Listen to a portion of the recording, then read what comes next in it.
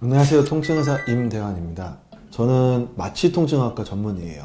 그러니까 마취도 할 수 있고 통증 진료도 볼 수 있고, 이건 이제 분과 개념인 건데, 내과도 심장 보시는 분 순환기내과, 당뇨나 이런 거 보시는 내분비내과, 폐 이런 거 보시는 호흡기내과, 이런 식으로 갈리듯이 대학병원에서 또는 일반적으로 수술방이 있는 이런 병원들에서 수술 마취를 하기도 하고, 그 다음에 통증학과라고 해서 어디가 아프든지 간에 그 아픈 부분을 진료하는 통증학과 전문의가 되기도 해요.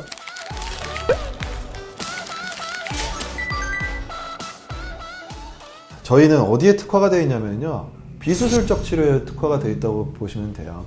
어디가 부러지거나 또는 어디가 완전히 파열돼 가지고, 이런 치료들은 뭐 정형외과 또는 뭐 신경외과 이런 데서 수술 치료를 하시는 거고, 저희는 애초에 이제 수술을 하지 않고 주사 치료 또는 이제 보존적 치료에 해당하는 물리치료, 도수치료 이런 것들을 치료를 진행을 하고 있는 거고요. 마취과 의사가 주사 잘 놔 이러는 거는 약간 좀 이제 자랑이 아니에요. 그러니까 무슨 얘기냐면, 우리가 숟가락 잘 쓴다고 자랑 안 하잖아요. 우리한테는 주사 바늘이 숟가락인 거예요.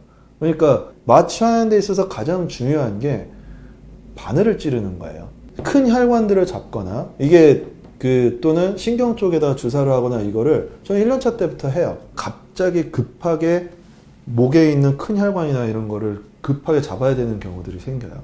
그러면은 그거를 정말로 진짜 순식간에 무언가를 바늘을 찔러갖고 거기를 찾아내갖고 거기에다 정확하게 위치를 시켜서 거기다가 이제 약 같은 걸 투입을 하게 돼야 되는 거예요. 뭐 그냥 정말로 감으로 찌르는 경우도 있고, 또는 초음파 기계가 준비되어 있다면 초음파 보면서 혈관 찾아갖고 또는 신경 찾아갖고 무언가를 작업을 하게 되죠. 우리 그걸 계속 해요. 그러니까 바늘 찌르고 주사 찌르는 거를 우리보다 잘하는 의사가 있을 수가 없는 거예요. 애초에 당연히 잘해야 되는 거예요. 수술하는 분이 이거를 당연히 잘해야 되는 것처럼 우리는 이걸 당연히 잘해야 되는 거죠. 제가 한참 페이닥터 할 때 또 환자도 엄청 많이 보던 시즌에 궁금했어요. 내가 도대체 주사를 얼마나 찌르고 있는 거지? 하루에 뭐 몇십 명씩 막 주사 놓는데? 1년 좀 넘게 일하는 동안 6,000건 넘게 찔렀더라고요. 뭐 통증학과 의사가 우리는 주사 치료를 잘합니다 라고 얘기하는 건 너무 당연한 얘기에 해당이 되는 거고요. 저희 환자분들이 오셔갖고 가장 많이 물어보시는 질문 중에 하나가, 이거 일시적으로 그냥 안 아프게만 하는 거 아니에요? 진통제 놓는 거 아니야? 근본적인 치료가 아니잖아요 라고 물어보시는 분들이 되게 많아요. 근본적인 치료가 아닌 경우들도 있어요. 근데 주사가 근본적인 치료인 경우가 더 많아요. 무슨 얘기냐면은, 어떤 문제가 생겼을 때 정말로 국소적으로 뭐 이런 상과염 또는 이두박근 힘줄염 이런 식으로 팔꿈치 아프다고 다 똑같은 게 아니고 어깨 아프다고 다 똑같은 게 아니거든요. 수술을 해야지만 완치가 되는 분들도 있어요.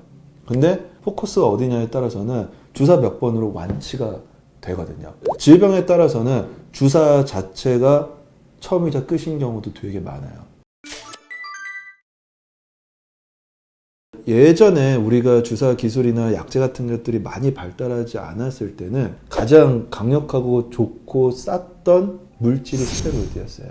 그 옛날 방식의 주사 치료에는 스테로이드가 고용량으로 많이 쓰였었죠. 그래서 생긴 여러 가지 문제들로 인해서 아직도 주사에 대해 부정적인 인식이 있고, 또 이런 약제 선택을 잘못하게 되면 지금도 내분비 쪽에 좀 문제가 생기거나 극소량의 스테로이드에도 잘못 반응하는 경우들이 있어요. 그러니까 이런 약제를 많이 사용하던 예전에는 주사 많이 하면 안 돼, 이게 어느 정도 이제 통념상 맞는 이야기였던 시절이 있었어요.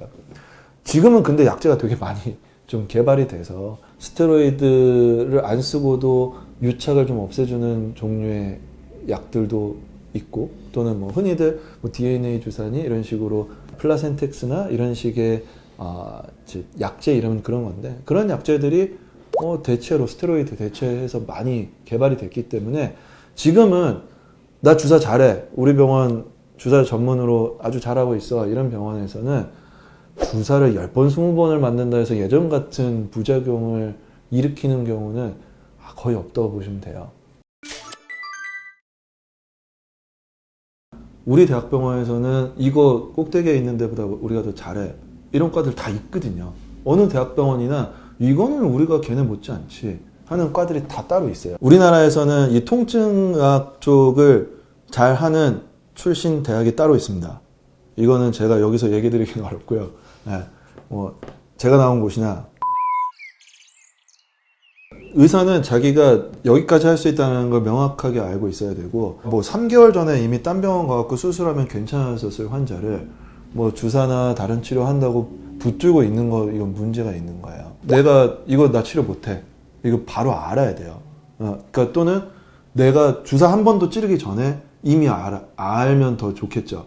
그리고 실제로 병원에 이렇게 소개 해갖고 뭐 주사하면 좋아진다고 오셨는데 안타깝지만 이거는 제가 할 수 있는 게 아닙니다 하고 진료비 안 받고 이제 소개해드리고 딴 더 맞는 분 소개해드리고 이런 케이스들도 꽤 있어요.